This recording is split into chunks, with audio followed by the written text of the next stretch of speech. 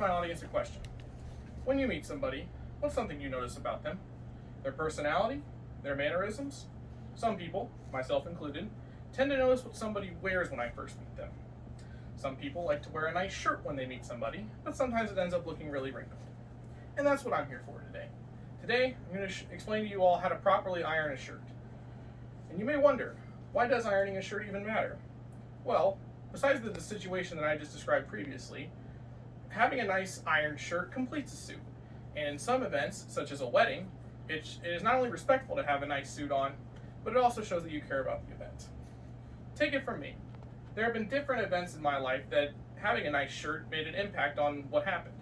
Some of these include a $24,000 scholarship interview that I ended up receiving the scholarship for, school events, and plenty of others. Furthermore, I have done some research on how to iron a shirt. And that brings me to my main point for today. I will explain to you all the ironing process, along with some extra tips. And you may wonder, when is a good time to iron a shirt? Well, according to realmenrealstyle.com in their article, Ultimate Shirt Ironing Guide, How to Iron Like a Boss, a good time to iron a shirt is after it gets in the washer, as it allows the shirt for a crisp finish and it prevents wear and tear on the dryer. With that, I will now explain the process of ironing a shirt. The following process comes from ironaway.com in their article, How to Properly Iron a Shirt. The first step is to set up the ironing board and have the iron plugged in. Second step is to spray different areas with water. Some irons do have a sprayer, but others you might need to buy at the store. Spray all over the area to let dampen for a minute, and sometimes you may need to spray extra to get some more wrinkles out. Be sure to use distilled water, as it will prevent hard water from forming on the iron. The next step is to unbutton the cuffs and iron them from the inside out, making sure to avoid the buttons by moving over them, not on them.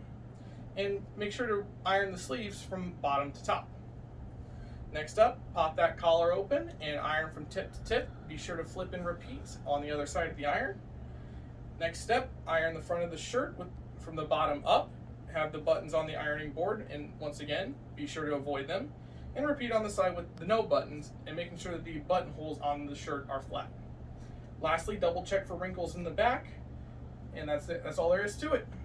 As you see here, we have a comparison of a shirt that is ironed and one that isn't ironed. You can see that it does make a difference when ironing a shirt.